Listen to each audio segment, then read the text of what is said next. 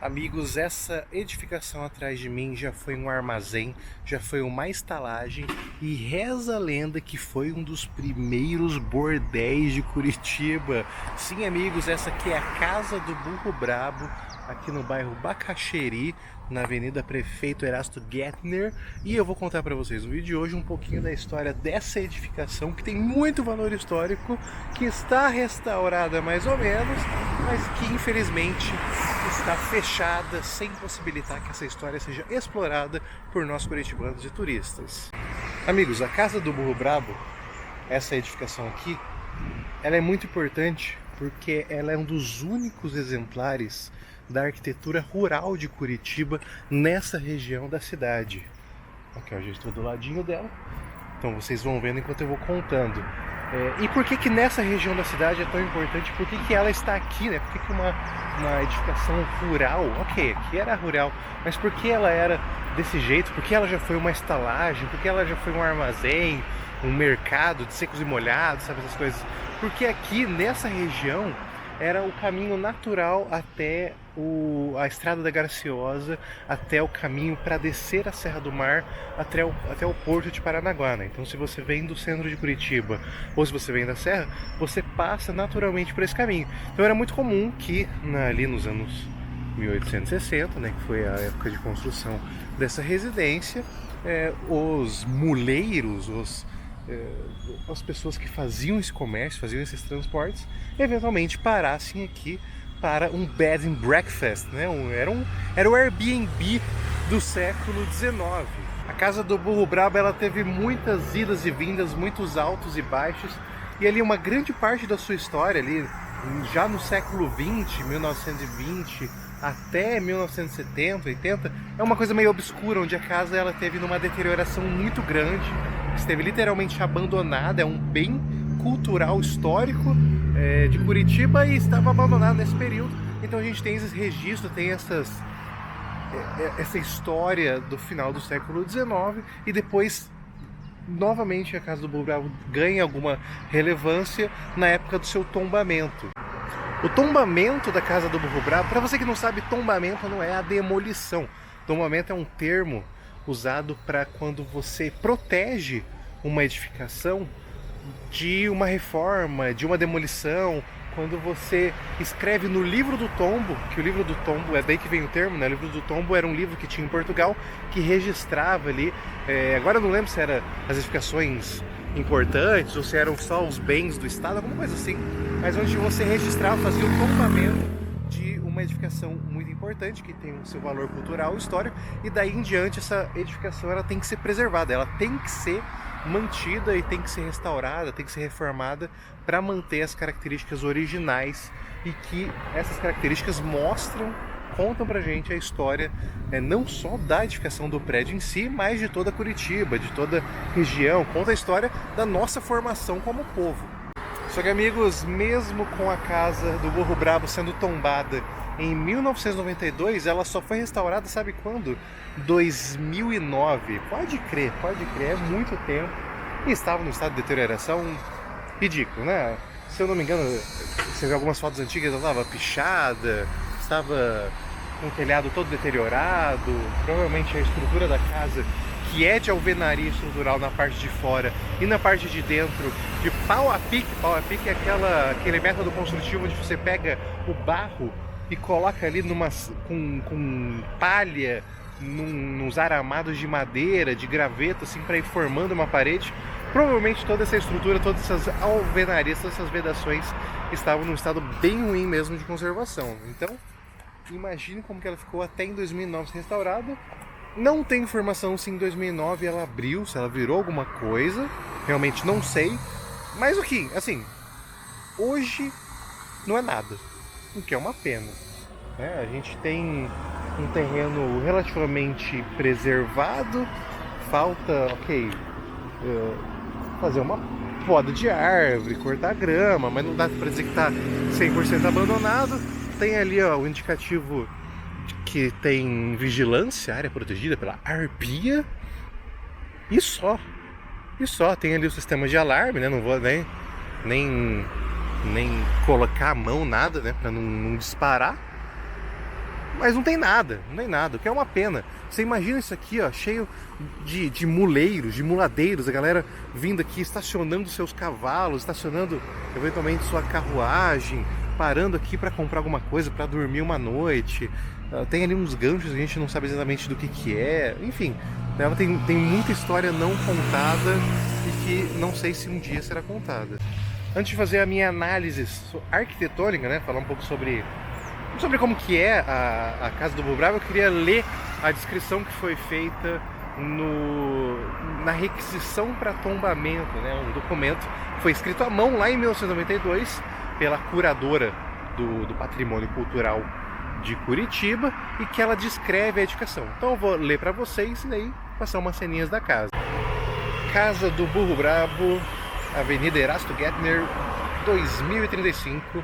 Na época o proprietário era Oca Engenharia e Empreendimentos Limitada. Edifício com características de arquitetura rural, é hoje um dos únicos remanescentes dessa linguagem naquela região da cidade. A construção é composta por paredes externas em alvenaria de tijolos e internas em pau a pique e alvenaria de tijolos. Possui sótão com redação em madeira. As fachadas frontal e lateral direita são envolvidas por varanda. A cobertura em telhas cerâmicas do tipo francesa é marcante pelos grandes planos de telhado em que se lançam sobre as paredes. Ali funcionou um armazém e pousada para viajantes. Era conhecida também como a Casa das Francesas. O estado de conservação é bastante precário, necessitando atenção imediata. Tombamento apurado em reunião do Conselho de Patrimônio Histórico e Artístico, realizada no dia 18 de dezembro de 1992. Sobre esse lance de ser um dos primeiros bordéis, e assim, o que a gente tem registro é que em algum momento ela começou a ser conhecida como Casa das Francesas, esse lugar. Então assim, o que eu acho que era mesmo, sabe? Eu acho que pô, a galera vinha aí, era estalagem, não sei se era um ambiente familiar, tá ligado? E daí vinham as profissionais ali do prazer para trabalhar, né? Então, eu não sei se ele de fato virou um bordel, né? Como se as pessoas viessem só para isso. Mas eu acho que ele talvez mesclava ali, tanto ser um restaurante, uma estalagem, mas tinha esse serviço também para oferecer, e talvez a partir de algum período ele ficou mais conhecido como um lugar desse trabalho, dessa atividade, né? É isso aí. Vamos lá, amigos, eu descrevi ali as características escritas na requisição para o tombamento e ela fala muito bem, né? E eu acho que realmente o principal ponto dessa casa é esse telhado. É um telhado muito bonito, a gente percebe levemente a diferença de inclinação, que é bem típica das construções coloniais. Você percebe que lá no topo o telhado é um pouquinho mais inclinado e aqui na parte da varanda ele é um pouquinho mais inclinado. Isso ajuda até a jogar a água para fora da edificação. Você ajuda a preservar as paredes e até a presença dessa varanda aqui na fachada frontal e na fachada lateral é um exemplo disso, esse alpendre. É uma coisa muito, muito bonita, é muito típico das edificações rurais, e acho que até essa aqui ela devia divergir das edificações rurais por ser muito maior, né? Eu imagino que as outras deviam ser casinhas só de pau a pique, casinhas de barro. Não sei se naquela época era muito comum já o uso de alvenaria como método construtivo principal. Eu imagino que a Casa do Burro Bravo ela já nasceu como uma edificação pensada nesse comércio, uma edificação pensada em acolher várias pessoas, em uma edificação pensada em ser uma referência, ser um ponto de interesse aqui na região do Bacaxeri, que na época não devia chamar Bacaxeri.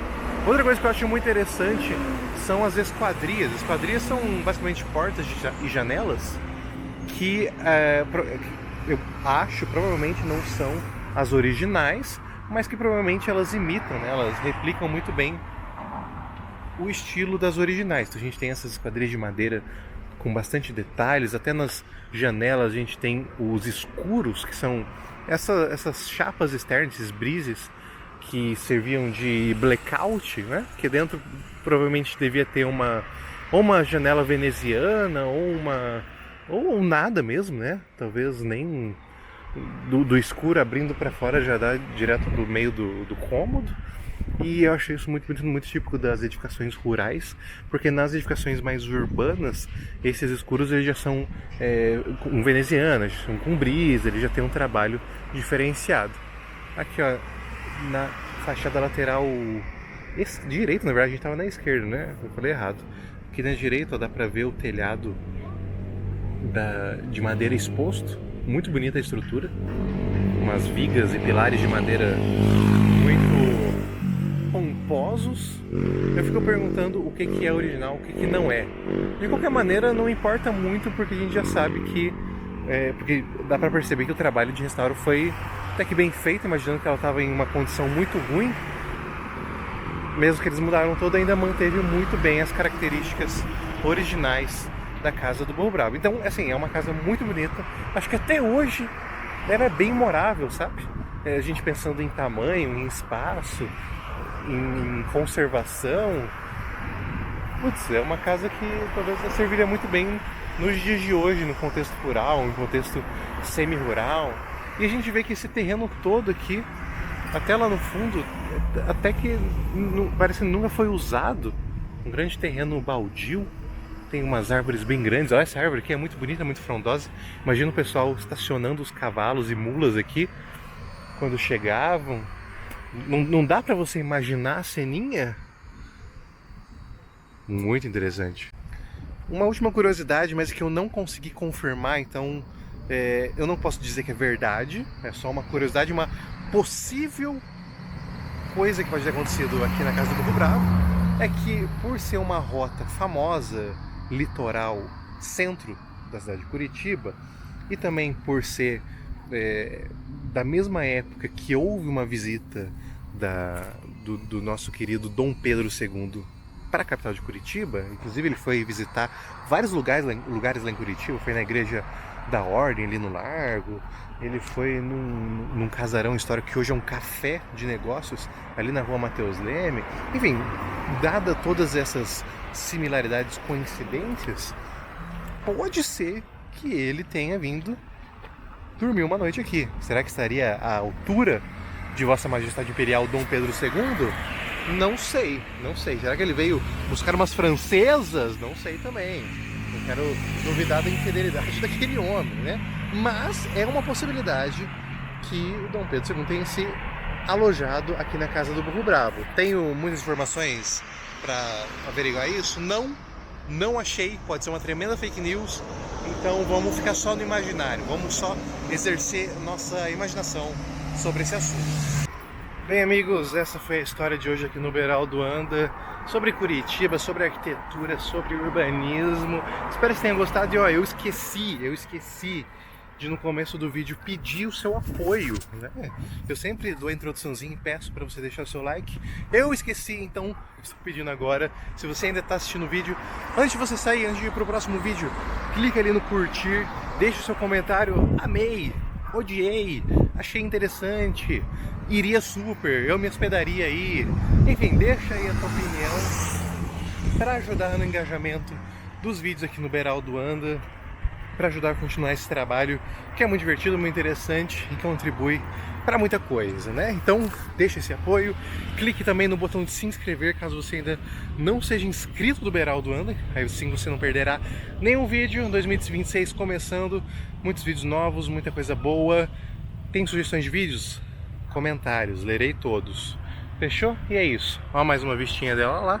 E assim eu me despeço e desejo a vocês um ótimo dia, tarde, noite, final de semana, começo de semana. Falou!